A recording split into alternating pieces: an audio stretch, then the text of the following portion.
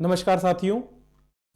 RS मुख्य परीक्षा 2023 जो कि 27 और 28 जनवरी 2024 के लिए शेड्यूल्ड थी, वो पोस्टपोन हो चुकी है। इस तथ्य से आप सभी भलीभांति परिचित हो चुके होंगे और इसके साथ ही मुख्य परीक्षा में अपीयर होने वाले और जो 2025 की आगामी परीक्षा के लिए तैयारी में लगे हुए थे, उन छात्रों के लिए दोनों के लिए ही एक असमंजस की स्थिति हो गई है।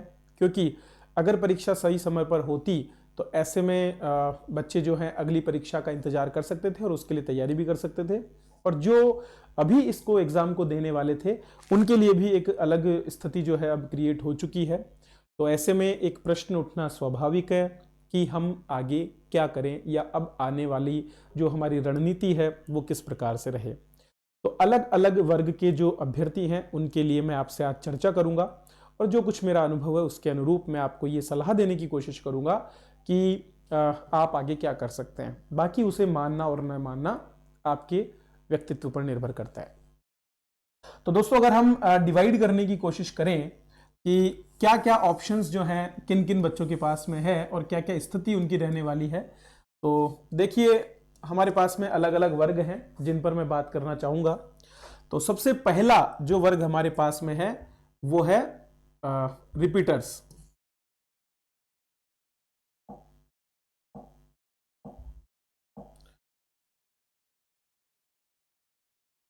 मतलब ऐसे स्टूडेंट्स जो एक से ज्यादा मेंस दे चुके हैं, ठीक है। तो जिन्होंने पहले मेंस दिया हुआ है और जो दोबारा से इस बार मेंस में अपीयर होने वाले थे, उनका एक वर्ग हमारे पास में बनता है। दूसरे जो हमारे पास में स्टूडेंट्स है जो मेंस में अपीयर हो रहे हैं लेकिन एज अ फ्रेशर, ठीक है, मतलब उन्होंने पहली बार वो अभी मेंस में अपीयर होने वाले थे, ऐसे स्टूडेंट्स हमारे पास हैं। तीसरे जो कैटेगरी में हमारे पास में आते हैं वो है जो जॉब में है, चाहे वो आप प्राइवेट सेक्टर में हो या फिर गवर्नमेंट सेक्टर में हो, ठीक है। और एक और वर्ग हमारे पास में आता है जो प्री फेल स्टूडेंट्स है, ठीक है, मतलब जिन्होंने प्री क्लियर नहीं किया, ठीक है, और अब वो जो है अगली वैकेंसी का इंतजार कर रहे हैं। तो बड़े बड़े अगर हम कैटेगरीज देखें तो ये 4 कैटेगरी के स्टूडेंट्स ही हमारे पास में जो है वर्तमान में है, जिनमें से 3 कैटेगरी में ऐसे स्टूडेंट्स हैं जो अभी वर्तमान में इस परीक्षा में बैठने वाले थे, जबकि चौथी कैटेगरी में मैं उन छात्रों को रख रहा हूं जिन छात्रों को जो है हम मान सकते हैं कि ये छात्र अगली वैकेंसी के लिए तैयारी कर रहे थे, ठीक है। तो सबसे पहले अब अगर हम सभी के बारे में एक ओवरऑल परिप्रेक्ष्य में देखें तो मान के चलिए कि डिस्टर्ब तो सब हो गए। अभी तक सारे छात्र जो 20,000 के करीब थे उनमें से कुछ आंदोलन में थे, जबकि बाकी जो छात्र थे वो किसी न किसी तरह से अपनी तैयारी में लगे हुए थे। हालांकि आंदोलन की वजह से निश्चित रूप से तैयारी पर थोड़ा फर्क पड़ा था, थोड़ा लोग डिस्टर्ब हुए थे, लेकिन फिर भी वो जैसे तैसे अपने सिलेबस को कवर करते हुए और 27-28 का टारगेट लेकर के तैयारी में जुटे हुए थे।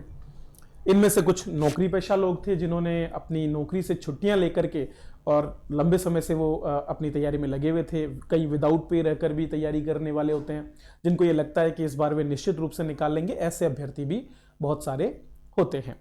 तो सबसे पहले हम बात करते हैं रिपीटर्स की, जो मेंस में एक बार से ज्यादा जो है अपीयर पहले हो चुके हैं, एक बार या उससे अधिक बार, और इस बार वो जो है अपना श्योर सिलेक्शन लेने के लिए बिल्कुल जुटे हुए थे। तो ये अभ्यर्थी अपेक्षाकृत बाकी छात्रों की तुलना में इनको ज्यादा चांसेस थे कि 27-28 को अगर एग्जाम हो जाए तो आसानी से जो है इनमें से अधिकतर अभ्यर्थी तैयारी में अच्छे अंक प्राप्त यहां पर कर सकते थे। लेकिन अब चूंकि यहां पर एग्जाम पोस्टपोन हो गया है तो इनको क्या करना चाहिए वो हमें जानना पड़ेगा। तो पहली बात तो क्या है कि अभी तक ये इनमें से ज्यादातर जो रिपीटर्स हैं इनमें कई ऐसे भी थे जो जॉब में भी थे। तो ये जो दोनों कैटेगरीज है ना, ये एक साथ कहीं ना कहीं पर आती है। तो जो बिना जॉब वाले थे उनके पास तो अभी कोई ऐसा बर्डन है नहीं कि उनको जाकर के वापस में जॉब में जाना पड़ेगा। तो विदाउट जॉब जितने भी अभ्यर्थी थे उनको एक एडवांसमेंट भी हम इस तरह से कह सकते हैं कि चूंकि पहले के एग्जाम का उनके पास अनुभव था और अभी इस बार उन्होंने दोबारा से अपने सिलेबस को तैयार कर लिया था, तो अब उनके पास में आने वाले, चूंकि हम जून और जुलाई में संभावित मान रहे हैं परीक्षा को, तो हम ये मान सकते हैं कि उनके पास में एक कदम आगे बढ़ने की पूरी पूरी संभावना है। मतलब वे अगर आप चाहें तो यहां से केवल मात्र प्रैक्टिस, क्योंकि इतना तो मान के चलिए कि जो रिपीटर्स हैं उन लोगों ने अपना पूरा सिलेबस तैयार कर लिया होगा, नोट्स उन्होंने अरेंज कर लिए होंगे और 1 या 2 टेस्ट सीरीज भी उन्होंने दे ही ली होगी। सीरियस कैंडिडेट्स की मैं यहां पर बात कर रहा हूं। तो ये अब क्या कर सकते हैं, अब ये अपनी तैयारी को जो रिवीजन मोड है उसमें डाल करके और आगे बढ़ सकते हैं। मतलब होगा क्या, जो काम उनको इन 10 दिनों में करना था, 17 तारीख से लेकर के या 18 तारीख से लेकर के 27-28 तक जो काम उनको करना था, वही 10 दिनों का काम अब बढ़ करके 120 या 130 दिनों में उनके पास होने वाला है। तो अगर वे उसी डेडिकेशन से यहां पर लगे रहें और अपने सिलेबस को एक बार फिर से डिवाइड करके और अपने खास करके वर्डिंग्स को स्ट्रॉन्ग करने की कोशिश करें, क्योंकि आप देखेंगे पिछले साल का अगर आप पेपर उठाएं और उनको देखें तो आपको पता चलेगा कि कई प्रश्न तो इस तरह के हैं जहां पर सीधे डेफिनेशन बेस्ड क्वेश्चंस भी पूछे गए हैं। तो ऐसे प्रश्नों का उत्तर देने के लिए आपको बस बार बार उनको रिवीजन करना। ये इस तरह से मानिए कि जिस तरह से 10वीं और 12वीं कक्षा में आप पढ़ते थे, तो हमारे पूरे मेंस का एक ऐसा सिलेबस का जो एक हिस्सा है वो ऐसा है जहां पर आपको ज्यादा सोचने की आवश्यकता नहीं है, बस याद करने की। विशेष करके कौन से टॉपिक्स, उन पर आप देखिए, और ये सभी पर लागू होगी। ये जो मैं बात कर रहा हूं ये इन सभी वर्गों पर लागू होने वाली है। तो जैसे कि आप देखिए अकाउंट्स एंड ऑडिटिंग की हम बात करते हैं, ठीक है, तो ये एक ऐसा पोर्शन है जहां पर आपको बहुत से डेफिनेशंस को याद करना है, उनको आप अपना तैयार कीजिए। जैसे कि बजट के क्या क्या प्रकार होते हैं, ठीक है, उत्तरदायित्व केंद्र क्या होते हैं, इस तरह की चीजों को आपको एक एक करके सबको बहुत अच्छे तरह से 20 शब्दों में या 50 शब्दों में जितना भी, क्योंकि 2 और 5 नंबर से ज्यादा बड़े क्वेश्चन नहीं आते, उस तरह से आपको इनको समझना पड़ेगा। कुछ समझने लायक चीजें जैसे कि बैलेंस शीट कैसे बनाई जाती है, या फिर हम कहें दोहरा लेखा प्रणाली में एंट्री सिस्टम क्या होता है, क्योंकि पिछली बार प्रश्न पूछ लिया गया कि दोहरा लेखा प्रणाली के उदाहरण भी पूछे गए हैं। तो वैसी चीजों को आप सीख लीजिए, आप प्रैक्टिस कर लीजिए। 2-4 क्लासेस कहीं पर भी ऑनलाइन आपको मिल जाए तो वहां से आप उसको सीख करके और उसकी प्रैक्टिस कीजिए और कुछ उदाहरण लेकर के बनाना शुरू कीजिए, ताकि अगर दोबारा से इस तरह का प्रश्न आए तो आप उसको कर पाए, ठीक है। इसी तरह से और भी बात करें हम नीति शास्त्र की, या फिर जिसको हम बोलते हैं एथिक्स, ठीक है, तो एथिक्स वाले सब्जेक्ट की अगर हम बात करें तो एथिक्स में भी आप देखिए कि बहुत सी टर्मिनोलॉजीज हैं जिन पर आपको पकड़ बनाने की अब जरूरत है। अब उदाहरण के लिए देख लीजिए, नीति शास्त्र क्या है, पहला ही प्रश्न, मूल्य क्या होते हैं, आचार संहिता क्या होती है, उत्तरदायित्व क्या है, जवाबदेही क्या है। ये शब्दों के आपके पास में 15 से 20 शब्दों के अंदर और 50 शब्दों के अंदर लिखने योग्य मटेरियल आपने कलेक्ट कर लिया होगा। अब आप उसमें से ये सेग्रीगेट कीजिए कि मुझे उसको किस तरह से पढ़ना है। ये काम करके आप अपनी तैयारी को और अधिक अच्छा कर सकते हैं। विशेष करके अब जैसे आप साइकोलॉजी वाले फील्ड में जाएंगे तो साइकोलॉजी में आप देखिए कि हमारे साइकोलॉजी के तो आपको यही पता नहीं चल पाता है कि किस टॉपिक में क्या क्या चीजें। जैसे पिछली बार आपको स्मृति जो है ना उसके बारे में प्रश्न आया था और मैं भी वहां पर कंफ्यूज हो गया था कि स्मृति के प्रकार बताइए। अब देखिए आप अलग अलग बुक्स में देखेंगे तो स्मृति के प्रकार और स्मृति की अवस्थाएं दोनों अलग अलग जगह पर दे रखा है। तो कहीं पर तो आपके जो जैसे कि अल्पकालिक स्मृति और दीर्घकालिक स्मृति उनको दिखा रखा है, और कहीं पर जो सूचना प्रक्रमण मॉडल है उसी को प्रकार में दे रखा है। तो ये एक कंफ्यूजिंग चीजें है ना, इन कंफ्यूजन को दूर करने का समय यहां पर आपके लिए अभी है। लॉ वाले पोर्शन में भी आप ज्यादातर देखेंगे हर साल, जैसे कि पहला टॉपिक ये अधिकार कर्तव्य और इस तरह वाला जो टॉपिक है उसमें आप देखेंगे हर बार उन्होंने परिभाषा ही पूछी है सीधी सीधी। तो आप उन परिभाषाओं को याद कीजिए, उन परिभाषाओं पर अपनी पकड़ बनाने की कोशिश कीजिए। अगर ऐसा करेंगे तो निश्चित रूप से आपको इसका लाभ मिलेगा। दूसरा एक और काम, चौथे पेपर को मजबूत करना। चौथा पेपर बहुत इंपॉर्टेंट है दोस्तों, और मान के चलिए कि कई बच्चों के सिलेक्शन में इसका काफी बड़ा योगदान रहा है, विशेष करके पिछले कुछ 2 सालों से। हालांकि इस बार इतना प्रभाव इसलिए देखने को नहीं मिला क्योंकि मार्किंग थोड़ी टफ रही और सभी को लगभग 90 to 100 एंड 110 तक मार्क्स मिले हैं मैक्सिमम। अगर हम देखें तो कुछ लोगों के एक्सेप्शनली कुछ ऊपर हों तो बात ठीक है, लेकिन वो 2018 वाले एग्जाम की तरह नहीं हुआ कि आप 140 या 150 तक पहुंच पाए, क्योंकि वो टफ मार्किंग होते ही ऑटोमेटिकली सब कुछ जो है डाउन की तरफ चला गया। ये हो गया। एक और जो विशेष जो इनको करना है वो है कि समय समय पर ये अपने आपको परखते भी रहे कि जो हम पढ़ रहे हैं उसको हम कैसा क्या याद कर पा रहे हैं। तो टेस्ट सीरीज भी वो कहीं पर अगर उनको मिलती है तो उसको वो दे सकते हैं, कहीं से भी आपको मिले जो आपको बेहतर लगती हो, जहां पर आपको ये फील होता हो कि हाँ यार इसमें मुझे थोड़ा सा कॉन्फिडेंस आ रहा है और जो मैंने पढ़ा है या फिर जो परीक्षा में पूछा जा रहा है उसके अनुरूप अगर वो हो तो आप उसको जरूर देवें। ठीक है। लेकिन अभी समय पूरा रिवीजन पर फोकस करने का है, क्योंकि मैं ये मान के चल रहा हूं कि जितने भी रिपीटर्स हैं उनका सिलेबस एक ना एक बार तो पूरा है, तो उनको तो कंटेंट उनके पास है, केवल अपना वापस से रिपीट करना है। फिर बात आती है फ्रेशर्स। अब ये फ्रेशर्स कौन है? देखिए दोस्तों, ज्यादातर इस बार हुआ क्या है कि बहुत से रिपीटर्स फेल हो गए मेन प्रीलिम्स एग्जाम में, ठीक है। और प्रीलिम्स में फेल होने की वजह से यहां पर फ्रेशर्स में जो बच्चे आए हैं उनमें ज्यादातर कौन से हैं? जो वीडियो जैसे एग्जामों की तैयारी कर रहे थे, जो जूनियर अकाउंटेंट जैसे एग्जाम की तैयारी कर रहे थे, ठीक है, या जो संगणक जैसी परीक्षाओं की, क्योंकि इनको क्या होता है कि इनको पता है कंपटीशन वहां पर भी बहुत अच्छा है, पटवारी का एग्जाम हो गया, तो ये दबा करके मेहनत करते हैं प्रीलिम्स के लिए।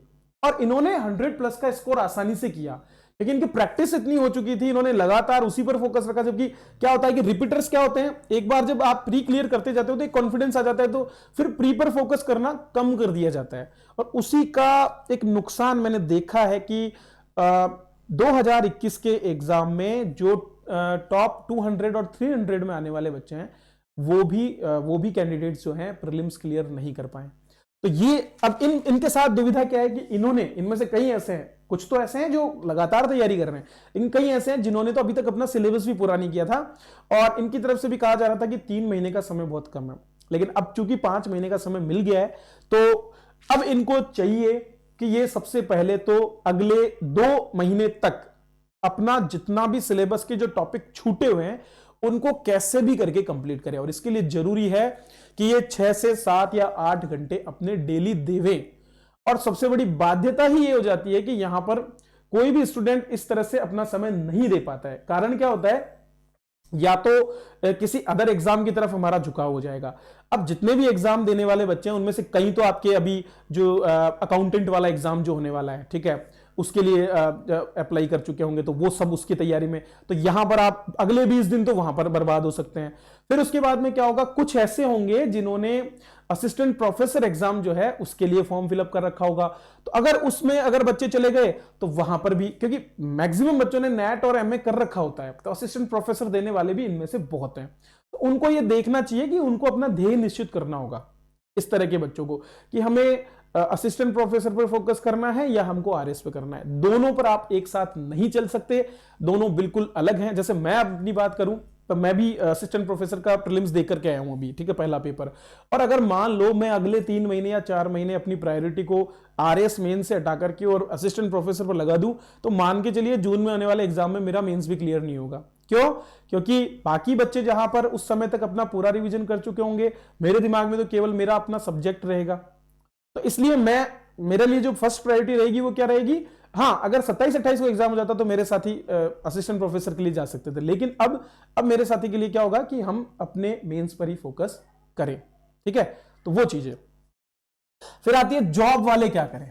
जॉब वालों के लिए तो बहुत बड़ी समस्या हो गई है दोस्तों, क्योंकि जॉब जो कर रहे हैं रेगुलर और जिन्होंने छुट्टियां ले ली थी, क्योंकि पहले तो इनको मार दिया किसने, चुनाव ने, फिर अब इन्होंने छुट्टियां ले ली थी कहीं और लग चुके थे, तो आंदोलन की वजह से क्या हुआ, अब इनको छुट्टियां भी नहीं मिलेगी, क्योंकि छुट्टियां आप ज्यादा लंबे समय तक नहीं ले सकते। हां, ऐसे बच्चे जिन पर कोई ज्यादा बर्डन नहीं है और उनके लिए जॉब केवल एक इसलिए कि हां बस सिक्योरिटी वाला मामला है, तो वो तो चलो छुट्टियां लेकर के बैठ सकते हैं विदाउट पे। लेकिन जो फैमिली वाले हैं, जिन पर जिम्मेदारियां हैं परिवार की, ठीक है, ऐसे लोगों के लिए बहुत मुश्किल होता है। लेकिन मैं उनसे ये कहूंगा कि चूंकि आपने छुट्टियां लेकर के बहुत मेहनत अभी की है, तो आप जो 10 दिन में अब पढ़ने वाले थे उसके लिए आप डेली के 4 से 5 घंटे अपने देना शुरू कर दीजिए, ठीक है। तो 4 से 5 घंटे आपके सेल्फ स्टडी अगर आप करते हैं तो निश्चित रूप से आप उसी तैयारी पर रहेंगे जिस पर आप अभी थे। बस ये रूटीन में डेली होना चाहिए। विशेष करके पेपर 4 की जब मैं बात करूं तो पेपर 4 को हम बहुत ही इजी लेते हैं सब लोग, और मैंने देखा है पेपर 4 में भी बच्चे नंबर नहीं ला पाते हैं, जबकि 50-70 नंबर तो आपके सीधे सीधे ग्रामर का पोर्शन है जो आपको तैयार करना ही होता है। इवन इंग्लिश को बच्चे ध्यान नहीं देते, हिंदी को तो बहुत ध्यान दे लेते हैं लेकिन इंग्लिश पर ध्यान नहीं देते। इसका फायदा किनको मिलता है, इंग्लिश मीडियम वालों को, वो इंग्लिश में भी निकल जाते हैं और हिंदी को भी पढ़ लेते हैं, क्योंकि आजकल दोनों पर वो ध्यान देने लगे। लेकिन हिंदी मीडियम वाले बच्चों के साथ क्या है, वो इंग्लिश पर ध्यान नहीं देंगे, तो वहां पर उनको बहुत बड़ा नुकसान देखने को मिलता है। तो जॉब वालों को क्या करना चाहिए, छुट्टी मिलती है तो अभी रुके, थोड़ा सा छुट्टी को बचा करके रखें, क्योंकि अगर वो अभी छुट्टियां पूरी खत्म कर देंगे तो हो सकता है आने वाले समय उनको छुट्टियां ना मिले। तो अभी आप क्या कीजिए, अपना डेली का शेड्यूल बनाइए और शाम को या रात को जब भी आपको टाइम मिलता है उस टाइम आप पढ़ें, शादी ब्याह एक अब शुरू होने वाला है सीजन।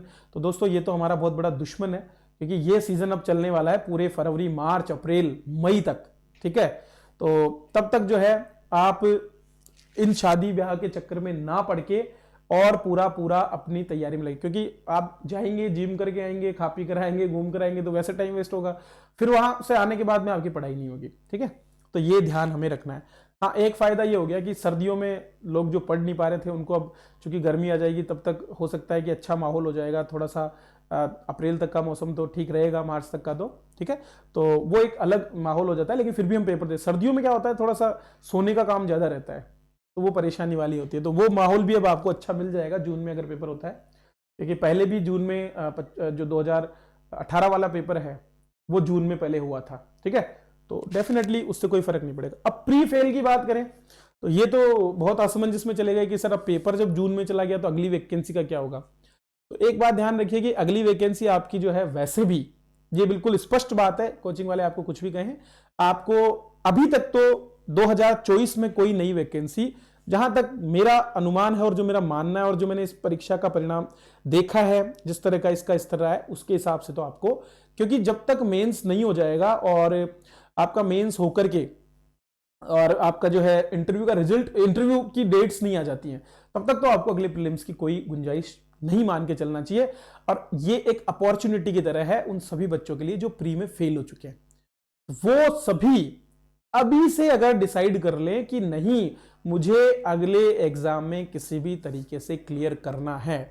बस अंतर यही है दोस्तों, इस परीक्षा में सफलता का जो अंतर है ना, वो बच्चे सभी इंटेलिजेंट हैं, कोई 1 2 5 नंबर का ही अंतर है, लेकिन वो जो 2 5 नंबर की लड़ाई है ना, वो उन बच्चों को जिताती है जो डेडिकेटेड है, जिनमें डिटर्मिनेशन है अपने लक्ष्य के प्रति, वही लोग यहां पर सफल होते हैं।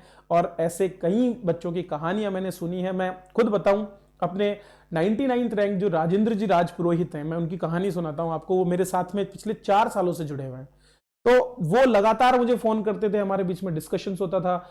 उन्होंने सबसे पहले 2020 में हमारी वो प्रीलिम्स की टेस्ट सीरीज में उन्होंने ज्वाइन किया था, और तब से वो बिल्कुल डेडिकेशन के साथ पढ़ाई कर रहे थे, जॉब के साथ में।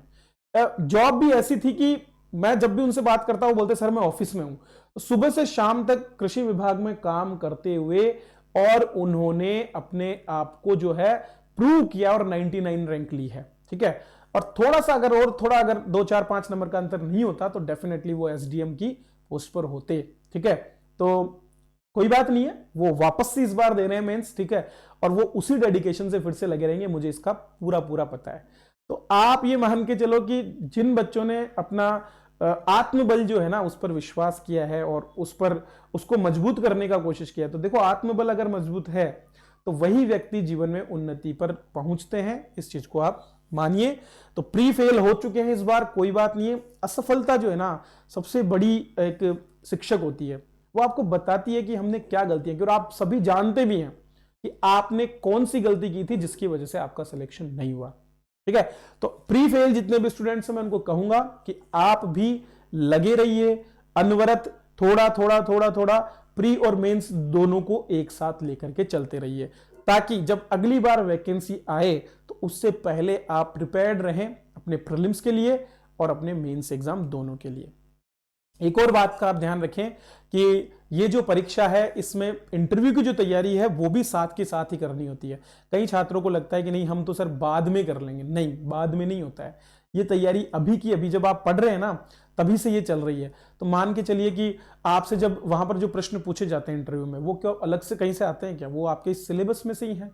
नीति शास्त्र से जुड़ी चीजें आपसे पूछेंगे, एथिक्स पूछेंगे आपसे पॉलिटी पूछेंगे, ठीक है, आपसे इकोनॉमी से बेस्ड क्वेश्चंस पूछेंगे। तो बस उन पर आप ध्यान दीजिए। करंट अफेयर्स पर आप थोड़ा थोड़ा पकड़ बनाते रहिए अपनी। डेली आप किसी भी न किसी पोर्टल से करंट अफेयर जहां से आपको मिल रहे हैं उनको अपना नोट डाउन करते रहिए, और उनका मंथली और वीकली रिवीजन भी करते रहिए। तो रिवीजन एक बहुत बड़ी चीज है, और विशेषकर प्री वालों के लिए तो मैं बोलता हूं प्रीवियस ईयर पेपर्स रामबाण है। अगर प्रीवियस ईयर पेपर नहीं किए हैं तो मान के चलो सफलता के चांसेस बहुत कम हो जाते हैं, लेकिन प्रीवियस पेपर जिसने किए ना उसकी मैं 100% सफलता की गारंटी देता हूं, क्योंकि वो 30 से 40 नंबर एडवांस हो जाता है बाकी बच्चों से। Economic review, previous year papers, current affairs, ये 3 चीजें और उसके साथ में कोई भी 2 सब्जेक्ट पर आपकी पकड़, ये है तो प्रीलिम्स आपका क्लियर है। तो मेंस के लिए अभी से आप तैयारी में जुटे रहें, ये बहुत जरूरी है। और इसी संदर्भ में विशेष करके जो रिपीटर्स हैं और जो जॉब में हैं, ठीक है, उन स्टूडेंट्स के लिए भी हम जल्दी ही जो है हमारा ऑफलाइन एक वर्कशॉप भी शुरू कर रहे हैं। तो 50 बच्चों के लिए हम संभव 50 नाम से एक बैच ला रहे हैं। तो जो भी मुझसे पहले से जुड़े हुए स्टूडेंट्स हैं वो चाहें तो मेरे साथ में आ सकते हैं, क्योंकि ये हमारा पहला बैच होगा। और जिस तरह से हमने अपने ऑनलाइन बैच से कुछ स्टूडेंट्स को सिलेक्शन इस बार दिया है, ठीक है, उस सफलता को हम और बेहतर करने का प्रयास अब की बार कर रहे हैं। तो मैं भी फुल टाइम अब उनके साथ में लगूंगा और 8 घंटे तक की क्लासेस डेली हमारी होंगी ऑफलाइन, जहां पर हम पढ़ाएंगे नहीं, क्योंकि ये रिपीटर्स हैं, ठीक है, इनको सब पता है कि क्या पढ़ना है, बस समस्या है कि पढ़ नहीं पाते हैं। तो हम वही रूटीन बनाने की इनके साथ कोशिश करेंगे, जहां उनको पढ़ने के साथ साथ उनके रेगुलर टेस्ट, डेली टेस्ट, मतलब रेगुलर नहीं डेली टेस्ट और चारों पेपर्स के टेस्ट हम करवाएंगे। वहीं पर उनकी कॉपीज चेक होगी, वहीं पर चीजें डिस्कस होगी, और इस तरह से डेली उनका एक आउटपुट जो है टाइमिंग का, वो हम निकालने की कोशिश यहां पर करने वाले हैं। तो जो भी स्टूडेंट को लगता है कि हमारे साथ जुड़ना चाहे वो जुड़े, नहीं तो जो ऑनलाइन हमसे बने हुए हैं उनको अब बहुत कंटेंट मिलने वाला है आरएस जंक्शन पे। रेगुलर हम क्लासेस लेंगे आपके लिए, रेगुलर आपको कुछ ना कुछ कंटेंट मिलता रहेगा, और वो कंटेंट जो है आपकी तैयारी में मदद करेगा, ये डेफिनेट मान के चलें। तो अभी 2-3 महीने तो हमारा पूरा फोकस केवल और केवल मेंस वाले बच्चों के लिए होगा। प्रीलिम्स वाले स्टूडेंट्स के लिए हम जून के बाद में ही कुछ करने वाले हैं, अभी नहीं। तो मैं उनको यही कहूंगा, आप अपनी तैयारी में जुटे रहो, और जो भी मेंस का कंटेंट हम दे रहे हैं उसको भी आप पढ़ते रहो, क्योंकि यही समय है। क्योंकि कहा जाता है, आर्मी में जब मैं था तो हमारे वहां कहा जाता था, if you sweat in the peace you will bleed less in the war. तो जितना ज्यादा पसीना आप शांति काल में बहाओगे, उतना कम खून आपका जो है युद्ध के क्षेत्र में बहेगा। इस चीज को ध्यान रखिए। मेरी शुभकामनाएं हैं आप सभी को कि आप अपनी तैयारी में लगे रहें। इसी तरह से जहां से भी आपको रिसोर्सेज मिलते हैं उनको लीजिए, और अपने इस सपने को पूरा करने के लिए दिन रात एक कर दीजिए। मोटिवेशन बहुत जरूरी है दोस्तों, मोटिवेशन को बनाए रखें। आप मेरी तरफ देख लीजिए, मैं 2016 से इस परीक्षा में लगा हुआ हूं, और इस बार भी खैर मुझे पोस्टिंग तो या मिल जाना चाहिए इस बार जो भी है, लेकिन नहीं भी मिलता है तो ये नहीं है कि यहां से जीवन रुक गया, नहीं, यहां से आगे और भी हमारे पास रास्ते होते हैं। मेरे पास क्या रास्ता है वो मैं चुन चुका हूं, आप भी अपने रास्तों को चुने और उनकी तरफ आगे बढ़े। चलिए, तो मिलते हैं अगली कक्षा में। अच्छा लगा हो वीडियो तो इसे लाइक करें। हमारा टेलीग्राम चैनल आप ज्वाइन कर लें, जहां पर हम आपको ऑडियो क्लासेस के साथ बहुत सा कंटेंट देते हैं, और एप्लीकेशन भी आप देख सकते हैं हमारी आरएस जंक्शन नाम से, जहां पर प्री की तैयारी करने वाले बच्चों के लिए काफी कंटेंट अवेलेबल है। Thank you.